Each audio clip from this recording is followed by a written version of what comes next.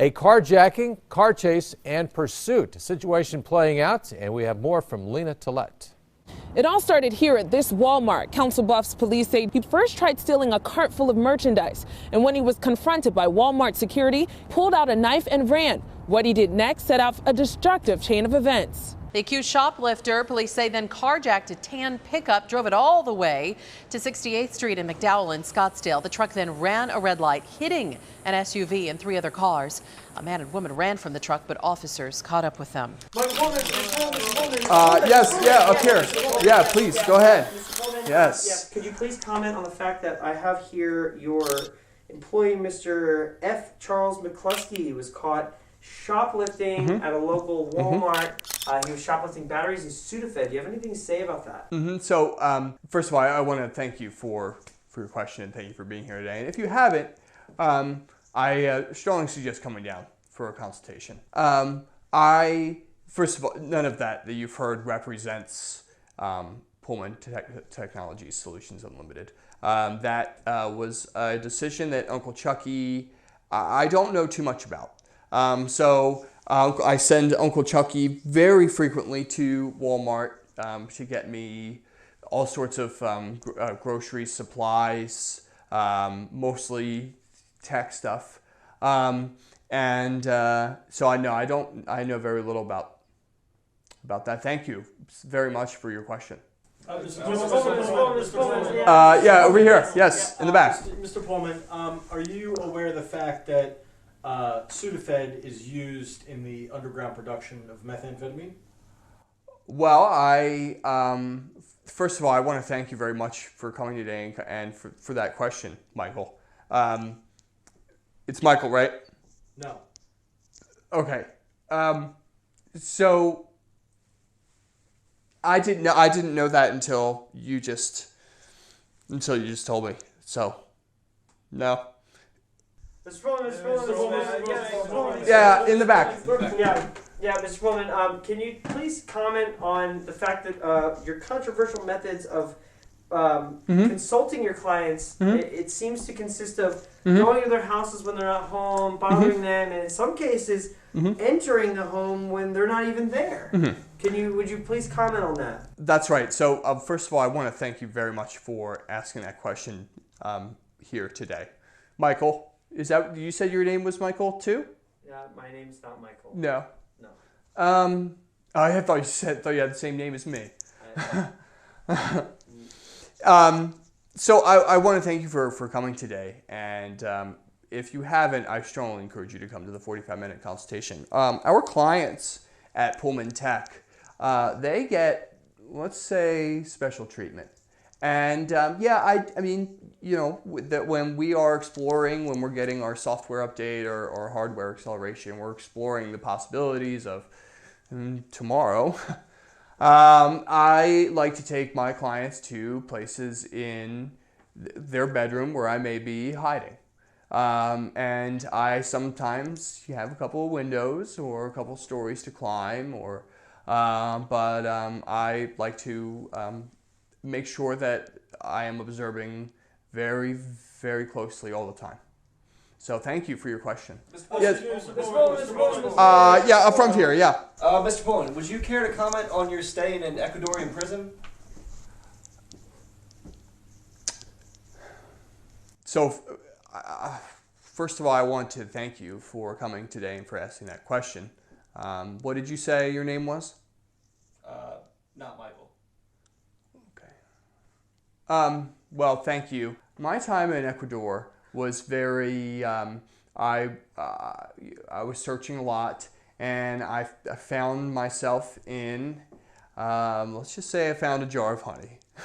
There was these beetles, they were about this big, and stags or something, I forget what they call them, stiglets and they would crawl into the cells, and they had the worst smell. And we would squeeze the backs of them, secrete these droplets, these thick, viscous droplets. And we would squeeze and lick the secretion from the bottom of the beetle, and it would take us to planes. We were communicating with past relatives, so thank you for that question. Thank you for that. Yeah, in the back. Yeah, Mr. Pullman. Over here, Mr. Pullman. What do you have to say about the accusations that the reason you were locked up in Ecuador was because of the fact that you were convicted for war crimes? First of all, I want to thank you for that question, for coming today. So Ecuador, like a lot of other places I've stayed, it had a warmth that I feel I could really explore. I could contemplate my life as a boat salesman, a snake salesman, and these war crimes, these allegations, are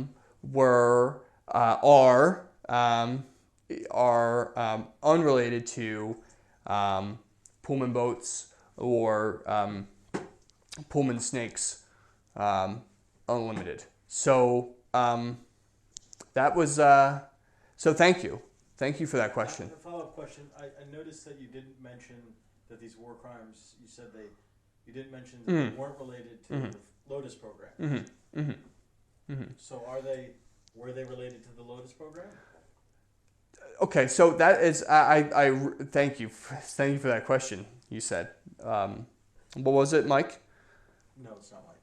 No, I thought you said Mike. Nobody in here is named Mike. Okay. Well, thank you for that question, Mike. I don't remember exactly what time things lined up, but we were moving probably 30, 40 pounds of blue beetles,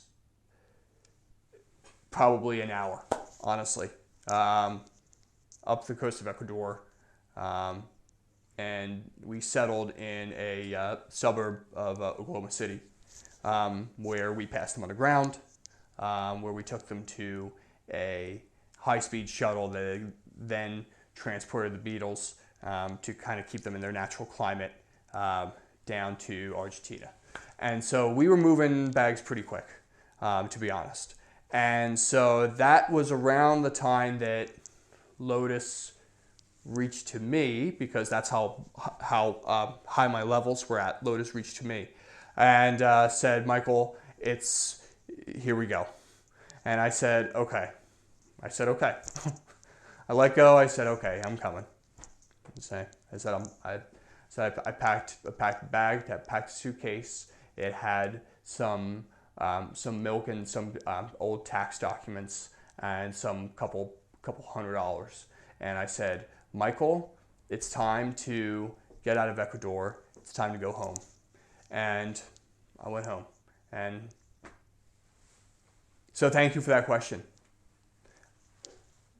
Last question, Michael. It Yep. sounds like to me that you're admitting to smuggling illegal drugs from Ecuador to Argentina.